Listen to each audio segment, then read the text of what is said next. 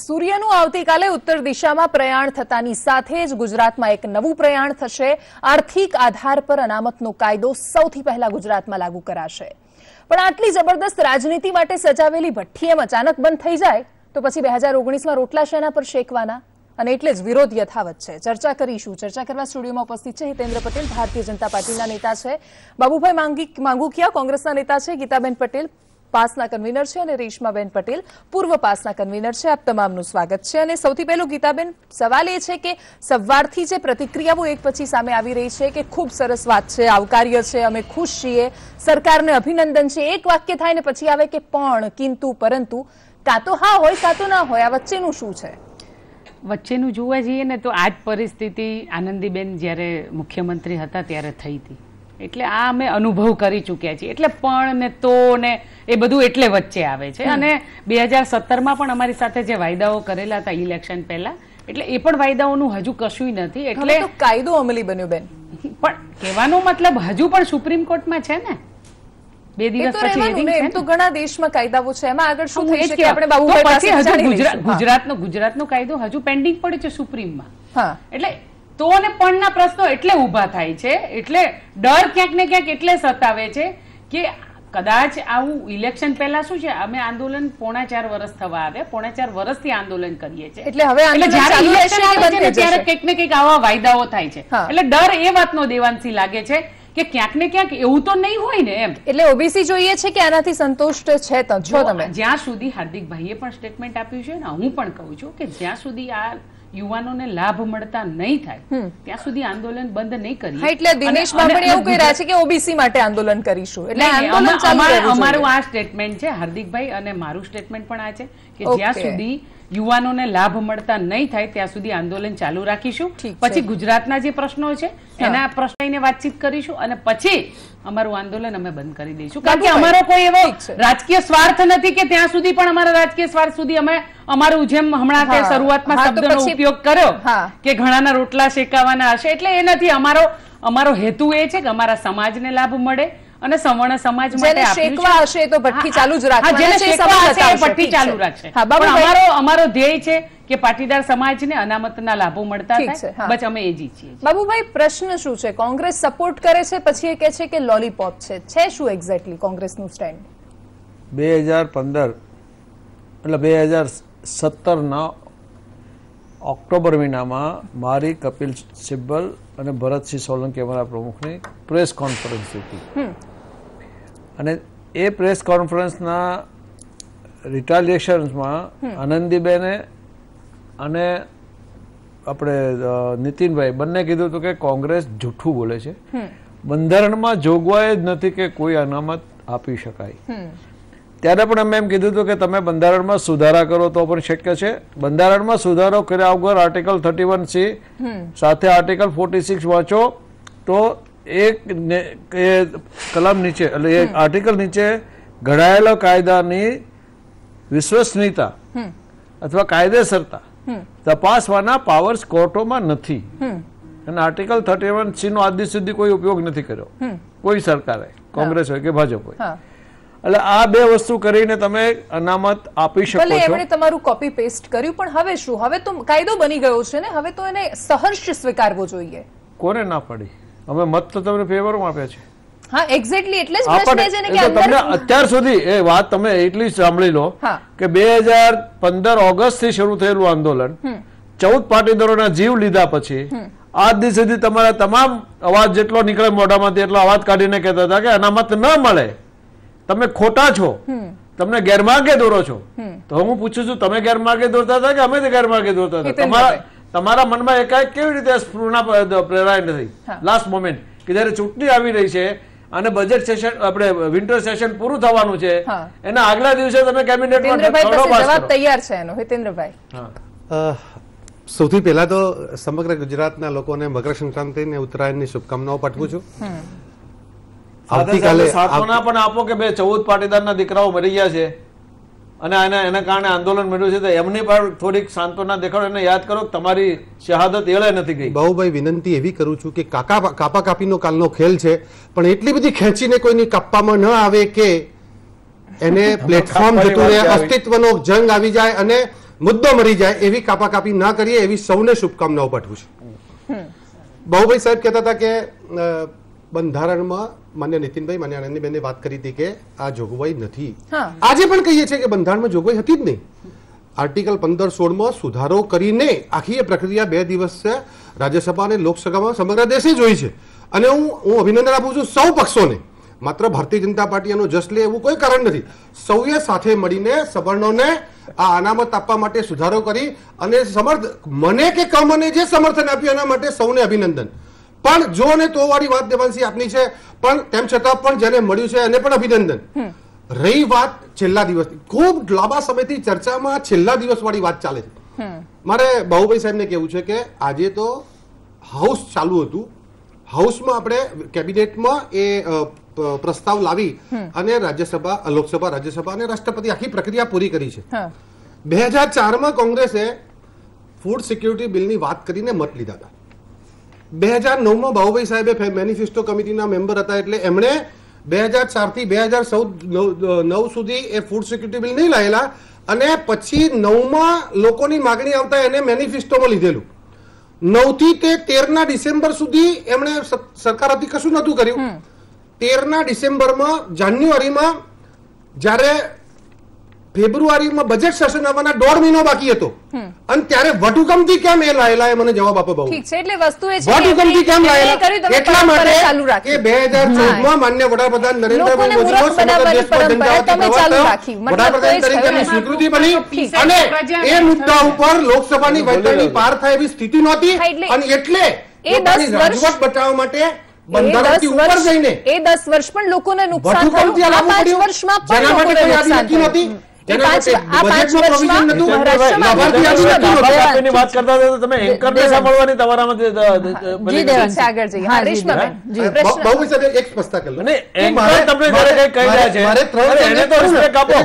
અન્યાય કરે પણ મારે બોલી નાખવું પડે કે 3 જણે એકમાં મારે જવાબ આપવો પડે ને.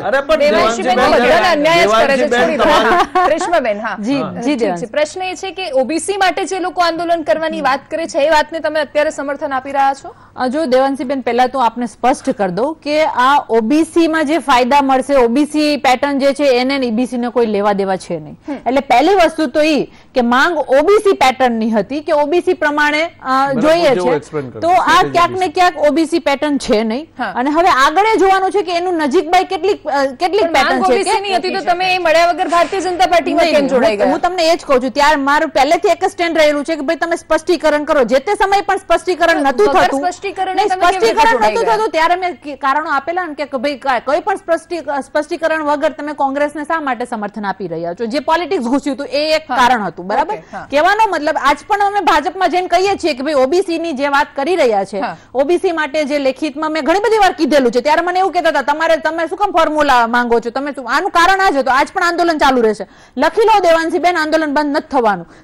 જે સંગઠનો છે ચાલુ રાખવાના છે અને રહેશે. અને આમાં જે અનામતના ફાયદા મળે છે એમાં અસંતોષ ઉભો થશે. આંદોલન અનામત માટે બીજેપી માટે એક વસ્તુ કહું, આંદોલન અનામત નથી નક્કી થાય છે. આંદોલનનો એજન્ડા બીજો હતો. દેવાંશીબેન, એક બીજી વાત આપણે ભારતીય જનતા પાર્ટીને કહેવા માંગુ છું.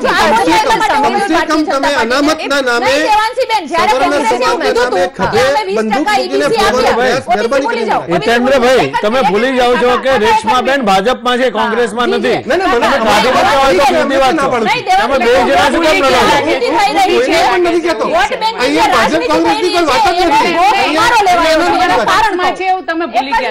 હું તમને એક કારણ કહું, જનતા સામે એક મૂકવા માંગુ છું. જયારે ભારતીય જનતા પાર્ટીના એક મીડિયા પેનલિસ્ટ તરીકે પક્ષના બચાવમાં અમે બેસતા હતા બેન, ત્યારે આ જ ભારતીય જનતા પાર્ટીમાંથી અમને એવું કહેવામાં આવતું હતું કે 2007 નો ચુકાદો છે. જયારે કોંગ્રેસ પક્ષ 2017માં એમ કહી રહી હતી કે ભાઈ 20% અમે આપીશું, ત્યારે અમને બચાવમાં અમને ફરફડિયું પકડાવવામાં આવ્યું હતું. ત્યારે એ લોકો એવું કહેતા હતા કે આર કોહલીનું જજમેન્ટ છે, કોઈ પણ સંજોગોમાં ન આપી શકાય. તો શા માટે ભાઈ અમને અમારા સમાજ માટે મિસગાઈડ કરવામાં આવ્યા? અમે વિશ્વાસ કર્યો તો એક પ્રતિષ્ઠિત પાર્ટી ઉપર કે નહીં એ સાચું બોલે છે, તો આજે એ લોકોએ અમારી સાથે વિશ્વાસઘાત 100% કર્યો. આજે અમે એની ખિલાફ એટલા માટે જ બોલી રહ્યા છીએ. આજ પણ અમને એની નીતિઓ ઉપર વિરોધ છે. આજ ભારતીય જનતા પાર્ટીની નેતા છું, કાર્યકર્તા છું, છતાંય કહું છું કે મને વિરોધ છે ભારતીય જનતા પાર્ટીનો, કારણ કે જુઠ્ઠું બોલવું માત્ર વાયદાઓ આપવા ને વાયદાઓને લટકતા આપવા. 2017 ના વાયદાઓ આજ પણ એમનામ છે. એનો જવાબ આપો, શા માટે અમારા પટેલ પાટીદાર શહીદોને નોકરી નથી આપી? મને એનો ભાજપ પાસેથી જવાબ જોઈએ છે. આજ તો હું જવાબ લઈને રહીશ. આવું બાબુભાઈ પહેલા જવાબ લઈ લઈએ. હા, રેશમાબેનની લાગણી સમજી શકાય છે. નીતિ અને નિયતની વાત કરતા હતા. નોકરી શા માટે નથી? પાર્ટીની નીતિ અને નિયત તો એની જ છે. તમારી થોડી ઘણી બદલાય કે ઉલટ થાય એના માટે એની લાગણી સાથે નીતિનભાઈ પટેલે જાહેર કર્યું હતું, સરકારશ્રીએ જાહેર કર્યું હતું નોકરી આપીશું, તો પટેલ સમુદાયને નોકરી શા માટે નહીં? એ શહીદ પરિવારને નોકરી શા માટે નહીં? તમારે નક્કી કરવાનું. આજે કેમ પ્રશ્ન એમને ખબર નથી. સરકારે જાહેર નથી કર્યું એવું તમે કહી રહ્યા છો? નીતિનભાઈ કોંગ્રેસ ક્યારે જોઈન કર્યું? નીતિનભાઈ ક્યાં કર્યું છે? નહીં, નથી કર્યું. તમે જે રીતે કહો છો કે બેનને નીતિનભાઈને લખી દો. નીતિનભાઈ ભાજપ વતી બોલે છે. નીતિન પટેલ તો અંગત નથી બોલતા. પ્રવક્તા છે. તમારી આટલી સમજશક્તિમાંથી બહાર આવી જાય છે. કોઈ વાત એવી નથી. અને કરી બતાવ્યું છે. સરકાર એની બંધારણીય મર્યાદામાં જે પણ કર્યું છે. માન્ય નીતિનભાઈ અમારા સિનિયર નેતા છે. એમને જે પણ કર્યું છે એ બહુ સ્પષ્ટ અને સમજદારીપૂર્વક અને એ વાત સાથે આજે પણ અમે વળગેલા છીએ. જે પણ વાત તમને કરી છે બંધારણીય મર્યાદામાં એ કરશું. તમે નોકરી ક્યારે આપો છો? એ જવાબ આપો. ભાજપના પ્રવક્તાને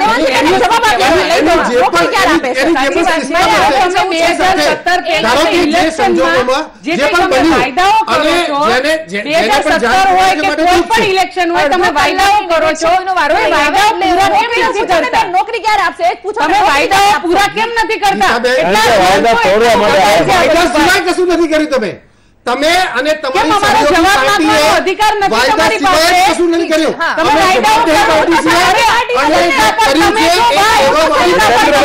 અમે કરવાવાળી પાર્ટી છે. હિતેન્દ્રભાઈ એક જ મિનિટ, તમે વાયદા કરીને પાડો છો. તમારા ખાતામાં 15 લાખ ક્યાં આવ્યા મને બતાવો ને. મારા ખાતામાં નથી આવ્યા. એ કોનો વાયદો મારો હતો? બહુ સરસ વાત કરી તમે. કોંગ્રેસના પ્રવક્તાઓનું આ એક ટ્રમ્પ કાર્ડ હતું.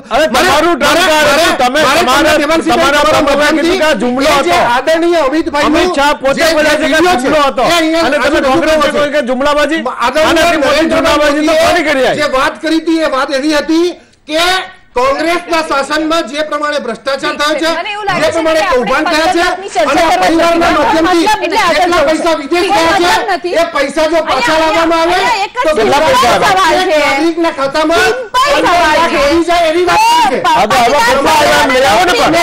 ચશ્મા પહેરીને કે ઇયરફોન પહેરીને એવું સાંભળવા આવું ભાઈ તો એવું લાગે. વાત કરી હતી જે પૈસા છે તમારા સમયમાં જે પૈસા ત્યાં ગયા છે એ પૈસા પાછા લાવીએ તો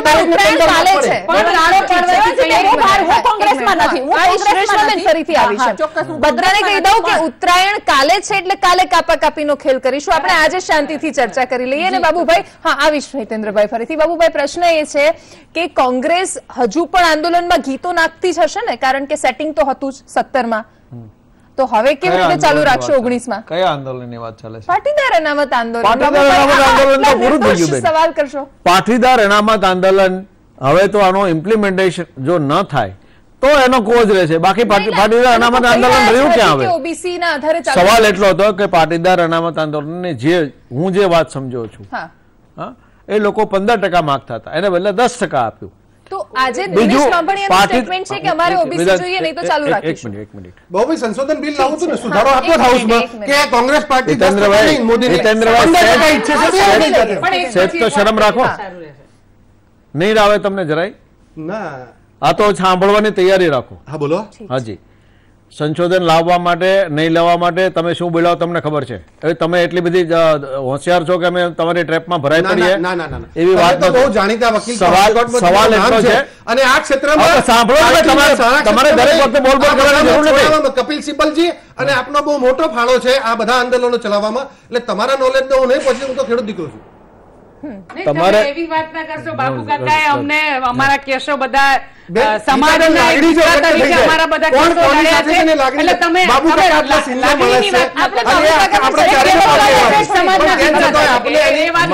ચર્ચામાં પહોંચવા ન પહોંચવાની કોઈ વાત જ ન હોય. હવે હું મારી વાત બાપુ કાકા સવાલ બે વસ્તુ દેવાન છે. બે સવાલ પૂછવામાં આવ્યા કે ઓબીસી પેટર્ન, બરોબર? આજે ઓબીસી પેટર્ન છે ને સામાન્ય માણસની સમજણ છે. બંધારણમાં કોઈ પેટર્ન જ નથી.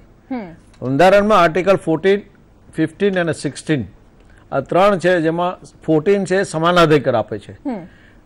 15 અને 16 ન હોય તો કોઈ રિઝર્વેશન ક્યાંય ના આવી શકે. એટલે 14 ની બહાર નીકળવા માટે 15 અને 16માં એજ્યુકેશન અને સર્વિસમાં, એટલે જે બંધારણમાં અત્યારે જે સુધારો આવ્યો એ પહેલા જે સુધારો હતો કે ઓબીસી અને SC/BC ને આ પ્રકારના રિઝર્વેશન આપી શકાય. શેમ અપાય તો કે નોકરી અને શિક્ષણમાં. એ જ લાઈન ઉપર જે આર્ટિકલમાં સુધારા આવ્યા છે આર્ટિકલ 15 અને 16માં એ જ શબ્દો છે. એટલે એમાં કોઈ પેટર્ન નથી. તમે પેટર્ન માનવું હોય તો ઓબીસી પેટર્ન માની લો, SC પેટર્ન માની લો, SC માની લો. It's a parity. લાભ સરખા ઇટ્સ અ પેરિટી. નામ ભલે અલગ હોય, નામ અલગ હોય પણ નીતિ નિયમો સરખા હોવા જોઈએ. બધા જ લાભ એક સરખા મળે. ઠીક છે. હા, કોઈ લાભમાં કોઈ ફેરફાર નથી. સવાલ એટલો જ, એક જ મિનિટ, સવાલ એટલો છે કે તમે નોકરીમાં જે લોકોની વાર્ષિક આવક 8 લાખ રૂપિયા નથી સવર્ણમાં, કે જે બીજી કોઈ રિઝર્વેશન કેટેગરીઝમાં આવતા નથી, એટલે આજે 100% રિઝર્વેશન આવી ગયું. ડિફરન્સ રહ્યો પર્સન્ટેજનો. BC નો 27%, ઠીક છે, SC ST એનો તમારો 14 અને 7%. દરેક લોકોના જવાબ લઈશ. હાલ વિરામનો સમય થયો છે. પ્રશ્ન આખરે છે કે જો ઓબીસી ની જેવા જ લાભો છે આમાં, તો પછી ઓબીસી માટે આંદોલન ચલાવવાની ક્યાં જરૂર છે? એટલે જો આંદોલન ચલાવવાની વાતો કરી રહ્યા છે તો પછી એ રાજકીય ભઠ્ઠી જ શેકી રહ્યા છે. ખિતેન્દ્રભાઈ, પ્રશ્ન એ છે કે જે રીતે અનામત લાવવામાં આવી, લાગુ પણ કરી દેવામાં આવી, કાયદો બની ગયો, દરેક વસ્તુ અદભુત છે, ઐતિહાસિક છે, પણ આ બધું કયા આધાર પર નક્કી કરાયું એ પહેલા દિવસથી જ પૂછવામાં આવે છે કે 8 લાખની આવક છે તો એ કયા આધાર પર, ચોક્કસ જમીન છે તો એ કયા આધાર પર? દેવનસિંહબેન, એ મને લાગે છે કે 8 લાખ ને 5 એકર ને 109 એ બધું બહુ આપના માધ્યમથી અને મીડિયાના માધ્યમથી લગભગ બહુ ક્લિયર થઈ ગયું છે અને મને લાગે છે કે કદાચ એમાં સુધારાને પણ અવકાશ હશે. પણ કુલ મળીને સવાલ એ છે કે આખી એ વ્યવસ્થાને ભારતીય જનતા પાર્ટીના નેતૃત્વએ જે રીતે સૌનો સાથ સૌનો વિકાસની વાત હતી અને સાર્થક કરી છે. અને છેલ્લા થોડા સમયમાં દાખલા તરીકે ઓબીસી ની વાત થતી તો ઓબીસી કમિશનને બંધારણીય દરજ્જો આપવાની વાત ભારતીય જનતા પાર્ટી કરી. SC/ST કમિશનમાં એના વટહુકમ એમાં સુપ્રીમ કોર્ટના ચુકાદાને પણ બદલીને એને આરક્ષિત કરવાનો પ્રયાસ એ સમાજને પણ સાથે રાખવાનો પ્રયાસ અદભુત છે. પણ મેં હું જે હાઉસમાં ભલે મંજૂર ના થાય પણ બીજી વાર વટહુકમ લાવીને પણ ભારતીય જનતા પાર્ટીએ પ્રયાસ કર્યો. તમારી ભૂમિકા પણ પણ જરૂરિયાત પડે સૌને માટે પ્રયાસ કર્યો છે ભારતીય જનતા પાર્ટી. છેલ્લો પોઈન્ટ લઈ લો, સમય નથી. રેશમાબેન. હા દેવાંશીબેન, સૌથી પહેલા તો જે મેં પહેલા જ કહ્યું કે હજી થોડું વહેલું થશે કે અત્યારે આપણે એના ફાયદા ગેરફાયદા ઉપર ટિપ્પણી કરે, પણ સમય સાથે આપણને ખ્યાલ પડશે જ્યારે એના લાભાર્થીઓ લાભ લેશે અને એ લાભાર્થીઓ તરફથી ફીડબેક મળશે ત્યારે જ આપણે વધારે ટિપ્પણી કરી શકીશું. બાકી આ મુદ્દો તો એવો છે કે જે ગૂંચવાયેલા હતા અને ક્યાંક ને ક્યાંક આપણા બધાના ડિબેટથી વધારે સમાજ ગૂંચવાઈ રહ્યો છે, એટલે આ બધા જે ભેદભાવો છે સમય સાથે જ પસાર થશે. પણ એટલું ચોક્કસ છે કે પહેલી નજરે દરેકે આવકાર્યું છે, સ્વીકાર્યું છે. આગળ પણ કઈ ત્રુટીઓ હશે તો જોરશોરથી રજૂ કરવામાં આવશે ને ત્રુટીઓ પૂરી થાય એવા અમારા સૌના પ્રયાસો રહેશે. ગીતાબેન, સાથી મિત્રોને સમજાવશો કે અત્યારે ઓબીસી ના આંદોલનની વાત ના કરે, હવે ઉપરથી આંદોલન કરવા જોઈએ પણ જો આમાં કઈ પ્રોબ્લેમ થાય તો? દેવાંશી, એ વાત સાથે હું સહમત છું તારી વાત સાથે કે જો બીજી એક વાત છે, જો યુવાનોને આને લાભ મળતા થવાના છે તો અમે ગમે એટલા ઢોલ પીટીશું, ઢીંડોરા પીટીશું તો કોઈ સાથે નથી આવવાનું. જો આના લાભો નહીં મળે, કારણ કે એના પછીના પણ ગુજરાતની હજુ ઘણી ડિમાન્ડો બાકી છે, જે કેસોના છે, જે શહીદોના વળતરની નોકરીના, એટલે એ બધા ઇસ્યુ હજુ ઉભા છે. 2017માં જે વાયદાઓ કર્યા છે એ વાયદાઓ હજુ ઉભા છે. એટલે હજુ જયારે આ જાહેરાત થઈ છે 10% જે EBC ની વાત કરવામાં આવે છે, એટલે ટકે છે, યુવાનોને લાભ મળે છે અને આનો યુવાનોને જો લાભ મળતો હોય તો સૌથી વધારે ખુશી આંદોલનકારી તરીકે અમને થવાની છે. અને મારી વાત પૂરી કરું દેવાંશી, એટલે એની આ સૌથી વિશ્વાસ અમને હતો જ્યારથી અમે લડતા હતા ત્યારે સમય નથી આનો લાભ અમને મળશે અને એની અમે રાહ જોઈને આજે જાહેરાત થઈ. ખૂબ સારી વાત છે, પણ જ્યાં સુધી લાભ નહીં મળે ત્યાં સુધી પણ તો કિંતુ આર્ટિકલ 16 માં જે ટર્મિનોલોજી વપરાય છે ઇકોનોમિકલી વીકર સેક્શન, અને એનું એક્સપ્લેનેશન આપ્યું છે such as may be notified by the state from time to time on the basis of the family income and other indicators of the economic disadvantage. એટલે બે વસ્તુ સરકારે નક્કી કરવાની છે.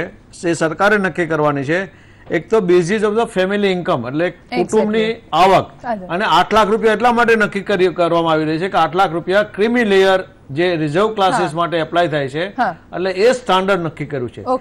અધર ઇન્ડિકેટર્સ ઓફ ધ ઇકોનોમિક ડિસએડવાન્ટેજમાં કેટલી જમીન છે, શું કરે છે, મજૂરી કરે છે, એટલે આ વસ્તુ છે એ સરકારે રાજ્ય સરકારે નક્કી કરવાની છે.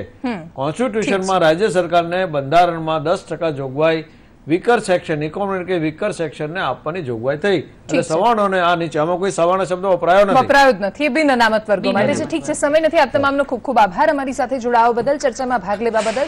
તો બસ ગુજરાત પહેલું રાજ્ય આમાં પણ બની ગયું છે. લાગી જાવ, સર્ટિફિકેટ્સ લેવા પડશે ને હવે કે 8 લાખ આવક છે, આટલી જમીન છે, બધા સર્ટિફિકેટ, અને જેને આમાં પણ કરપ્શન કરવું છે એ કરતા રહેશે.